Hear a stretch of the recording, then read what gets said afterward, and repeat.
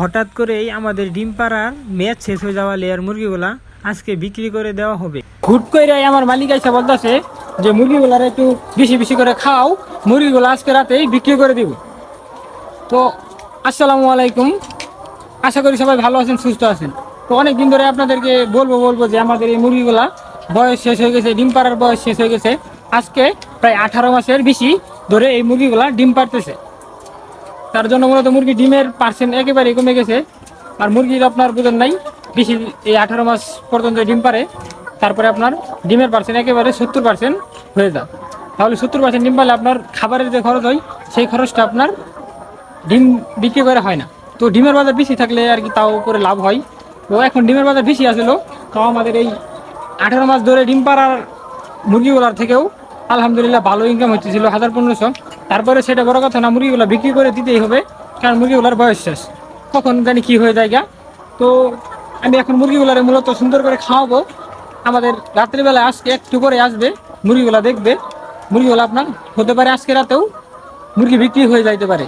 আমি মূলত আপনার যেখানে যেখানে মুরগির খাবার নাইকে সেইখানে খাবার দিয়ে দিব, যাতে তারা শেষবারের মতো অল্প কিছু খাবার খেয়ে শুকনো খাবার দিয়ে দিব। দেখবেন আপনার এই শুকনো খাবার দিয়ে দিয়ে খাওয়াইতেছি, তারপরে আপনার যখন মুরগি নিতে আসবে তখন বলবে কি যে আমরা খাবার ভিজাই অনেকগুলা খাবার খাওয়াইছি। আমরা আপনার দুর্নীতি ব্যবসা করি না। আপনার মুরগির খাবার ভিজে দেয় কেমনে, মুরগি আপনার বমি করে, সেই জন্য মুরগির খাবার ভিজে দেয়। তারপরে তারা আইসা আপনার পাম দিবে যে আমরা তাদেরকে মুরগিগুলারে ভিজাইয়া খাবার খাওয়াইছি। তো যাই হোক, সেটা আপনার তারা যায় মন্দির চাই বাবুকা, সেটা আমাদের দেখার বিষয় নাই। আমার মূলত বলছেই এই আপনার রাত 8টার দিকে যে মুরগিগুলো বিক্রি করে দেওয়া হবে। তার জন্য মূলত আমি তাদেরকে বেশি কেমনে খাওয়াবো। যদি আমাকে সকালবেলা বলতো যে আজকে আমরা মুরগিগুলো বিক্রি করে দেওয়া হবে, তাহলে আমি প্রতিদিনের থেকে আজকে 10-15 কেজি বেশি খাবার খাওয়াইতাম।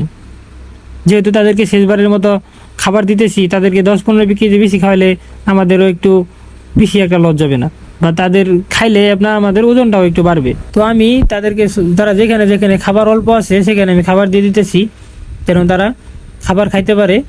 তো আমাদের এখান থেকে তারা চলে যাবে চিরবিদায়, তাদের সঙ্গে আর দেখা হবে না। তো এই পাশের খাবারগুলো আমি সুন্দর করে দিয়ে দিলাম অল্প অল্প করে, 1 মুঠ 1.5 মুঠ করে।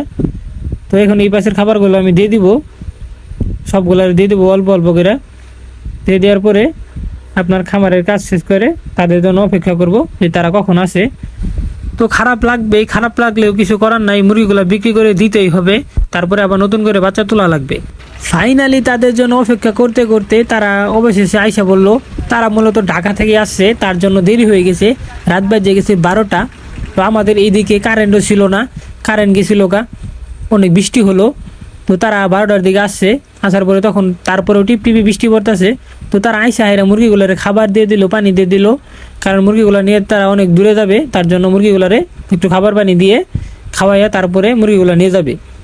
তো তাদেরকে মূলত ভিডিও করতে নিষেধ করেছে। তারা বলতেছে যে আমাদেরকে ভাই ভিডিও করেন না, আমরা স্টুডেন্ট পোলাবান এখানে কাজ কাম করতেছি, তো এইগুলা মানুষ দেখলে আমরা শরম পাবো। তো যারা কর্ম দেখে শরম পায়, কর্মকে ছোট মনে করে, তাদের জীবনে আমি মনে করি না সফলতা আসবে। কর্মকে ছোট চোখে দেখা যাবে না, কর্ম তো কর্মই। চুরি করে তো আর ভাই খাইতেছি না। যে আমি যে ফার্মে কাজ করি, অনেকে অনেক কথা বলে, তো আমি তাদের কথায় কান দিই না।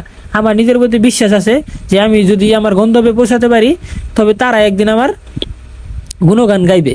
তো আমি নিজের স্বপ্নের দিকে ফোকাস দিই, কারোর কথায় আমার কান নাই, ঠিক আছে।